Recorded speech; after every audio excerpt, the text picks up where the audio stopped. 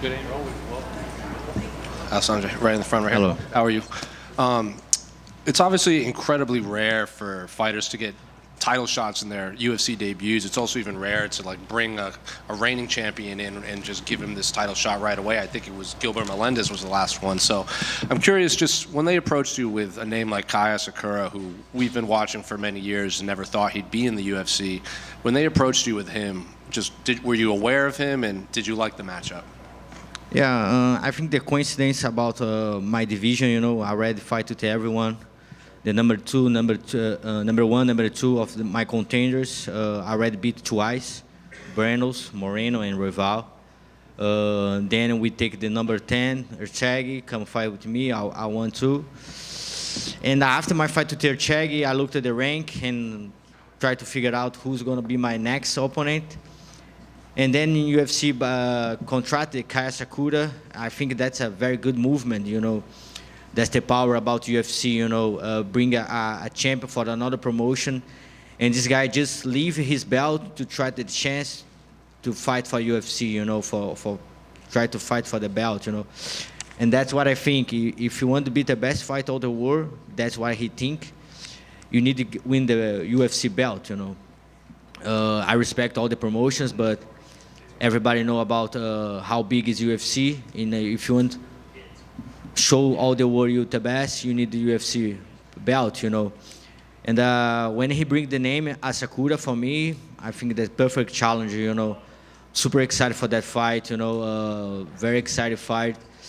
And someone I never figured out I have the chance to fight, And that's what I want. I want to fight with the best fighters of the world, and UFC give me that opportunity. Did you watch him much when he was fighting in Rising? Because he was in here earlier, and he said he watched the flyweight and the bantamweight division because he always knew he might come over here and challenge you guys. So did you watch him at all when he fought in Rising? Yeah, just when he gave them the name, He fight with one of my teammates, my training partner, Kyoji Horiguchi. And for me, Kyoji Horiguchi, one of the best fights all the world. Doesn't matter the division, Kyoji Horiguchi is so good.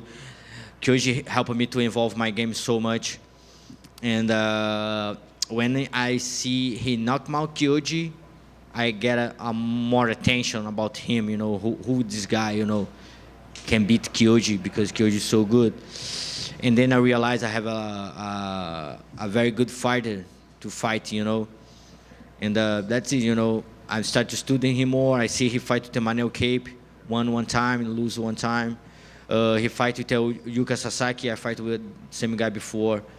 Good coincidence, and I'm so happy for that fight. I think make that like a crossover, open the door for a lot of good fighters all across the world, a lot of champions across the world. You have so many good promotions, but of course everybody wants tests in UFC. And I think it's gonna be a good test for everybody. Not just for me, but for everyone.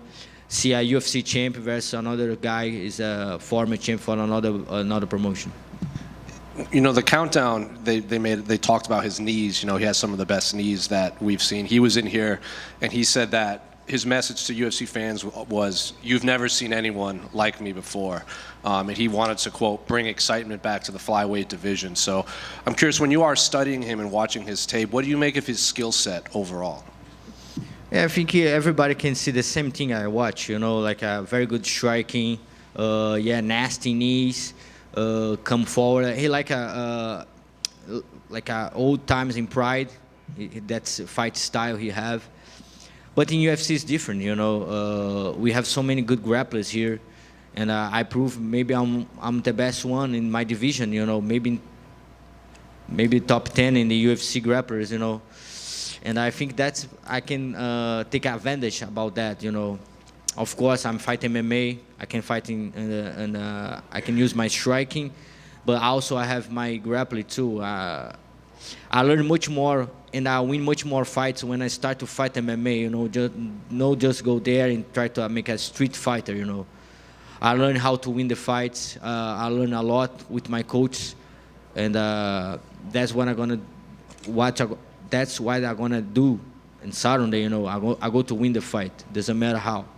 Have you noticed an increased level of interest in your fight now that you're fighting Kai Asakura, just based on the diehard MMA fans that wanted to see this fight? And then obviously he is a superstar in Japan. Have you noticed kind of a uptick in interest in yourself from the Japanese audience and the diehard MMA fans?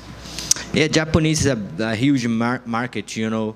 I watch Pride when I'm very young, and I see how much the Japanese respect all the fighters, you know, and that's something, that's some place I want to go. I want to go to Japan. I want to feel that, you know. I'm start training in Brazilian Jiu-Jitsu, but Jiu-Jitsu comes from Japan, you know. And all the philosophy I learned in Jiu-Jitsu is come about respect, you know. All the time you go to the match, you curve yourself, look in the eyes. And I love the culture about that, you know, and that's one place I want to go. And of course, if I can beat Kai Asakura and get all his fans, it's going to be very special for me.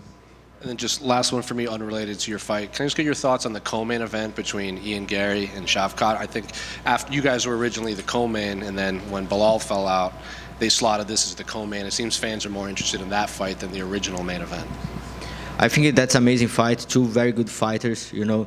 Shakhtar looked like a perfect, you know. He's have 18 fights, 18 finish. I think nobody have numbers like him, you know. And Ian looks super strong, super good. He have a very good gym. He trained with Charlie's. He trained in the Kill Cliff. He trained so many places. And I think that's an advantage for him, you know, because I train in a lot of gyms too. I train with so many good training partners. And that fight's going to be very good too. Alexandre right here. This is your second straight pay-per-view main event after two pay-per-view co-main events. Do you have a preference between headlining shows or maybe co-headlining shows where the spotlight is either on you or on you a bit less? Do you have a preference? You know, I start to learn more about that, you know. I'm a very good fighter, that's I know, you know. And I'm start to learn more about how to expose myself, how to sell pay-per-view. I know that's good for everyone in that room. And of course, make the main event is different, you know. I make the main event in Brazil, Rio, that's my town. And that's a dream for me, can defend my belt in front of my mother, my first master, my brothers. But here to Vegas and make this main event here, that's so special for me, man. I love to come to Las Vegas to fighting, and the opportunity to make the main event here, and that city is for that. The guys building that city for big shows, big events, and I'm super happy to learn more about that, how to be a superstar. There's been a lot of talk about pound for pound over the past few months with the John Jones and Dana White situation. You're number 11 on that list right now. Do you feel you should be a bit higher and maybe with a win on Saturday or even right now, you deserve to be in that top 5? Yeah, of course. Maybe the fans think about the pound for pound, just a numbers, just one more ranking. But I think to all the fighters, this is something huge, you know. That's something everyone want to be the best fighter of the world, you know, and I try to do that too, you know. I try to be the best fighter of the world, and I know Saturday I have a big chance to climb this rank. Did you notice that your opponent was standing here watching you for a little bit? What do you First think time I see him. What do you think of that he's kind of scoping you out? You look nice, yeah, Japanese style. Alexandre, your wife has been by your side for so long. What advice did she give you early on in your career, and how has that advice changed as you've become champion? My wife? Yeah. She giving me some advice about that fight? Yeah, fighting and in life. You know, I think all the men, all boys start to be a man when you found a good woman, you know. That's what my wife did for me, you know. After that, before my wife, I'm just a little kid, try to figure out my place in the world, you know.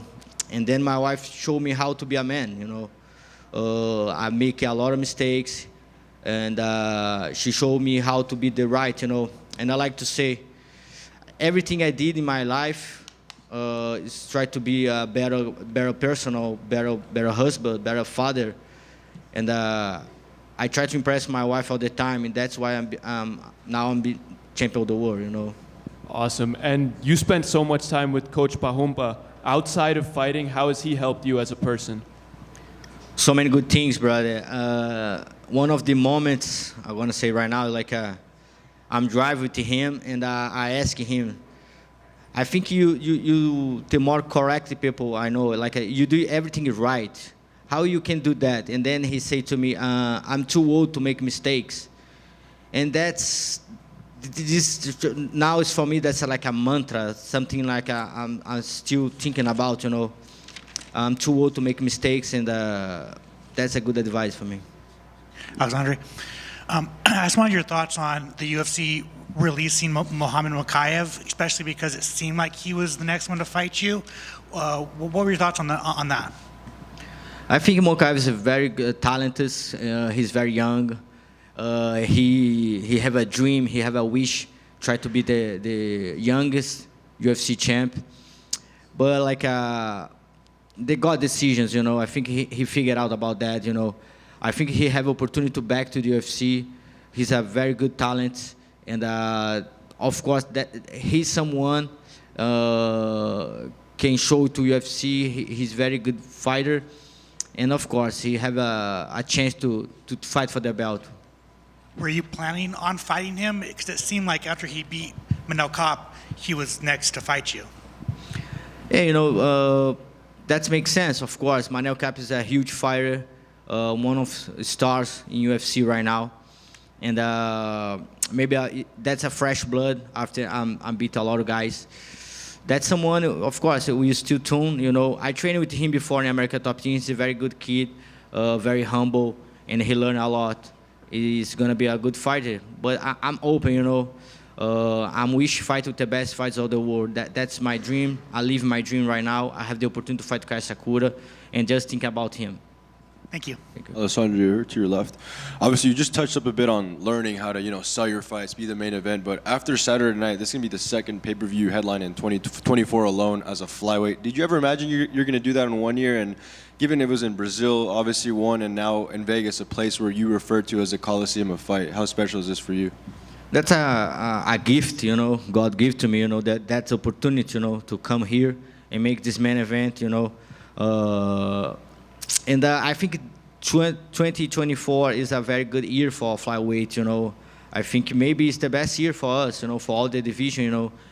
We did so many good main events. The first one is Brandon Moreno with a rival in Mexico City, and then we have a Moreno with Albazi, a rival with Tatsura.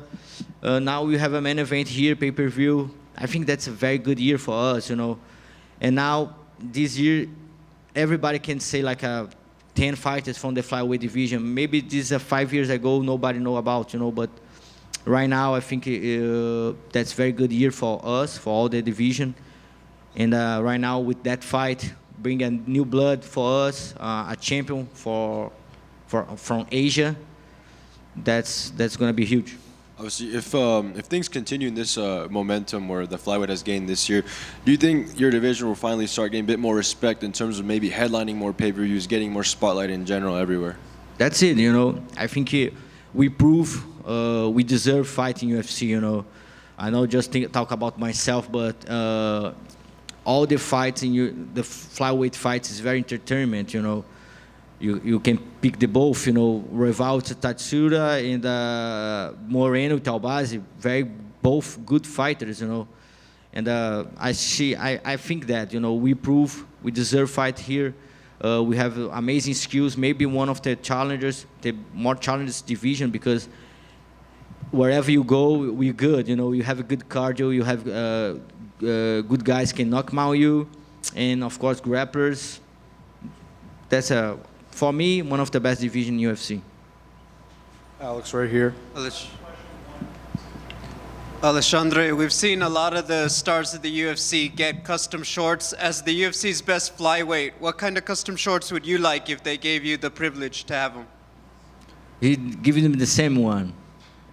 I hope it's like a custom short too. Maybe for the next fight, I don't know.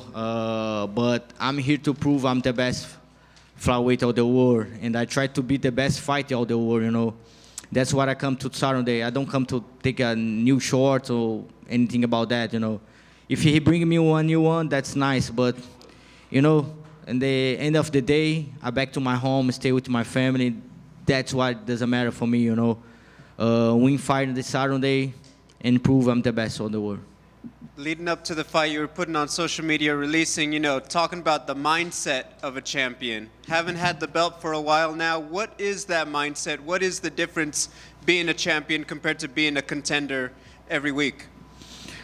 You know, I think everybody need to figure out your mindset for that, you know. For me, is stay with my feet on the ground, you know, have a good one on my side. My kids is something more special I have, you know. And then I say that a couple times. More money I make, more time I have with my family. That's what I do here.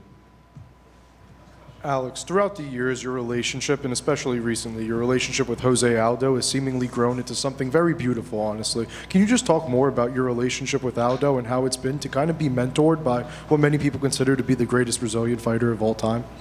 I agree with you, man. One of the great ones. But in Brazil, it's very hard to beat the great ones. You know, in the place you have Jose Aldo, Anderson Silva, Minotauro, so many good fighters, you know. But yeah, when I start to fighting, when maybe I have 18, I go to New Union in Brazil, Rio de Janeiro. I need to travel like 3 hours to go to the gym. And the opportunity to train in the same place with Jose Aldo, Renan Barão, a lot of good fighters. That's helping me a lot, you know. And see how Jose Aldo did everything, you know. I watch his sparring with like 10 guys, different guys in the same day. And he won everyone, you know. He's so good, and he's still good, you know. That's amazing. And he proved we can fight. He's still fighting for, doesn't matter your age, you know. Maybe he have 37, 38 right now. And he's still young, he's still competitive, you know. That's icon for us. And I think Brazil need more respect to Jose Aldo, too. Thank you, guys. I appreciate it, man.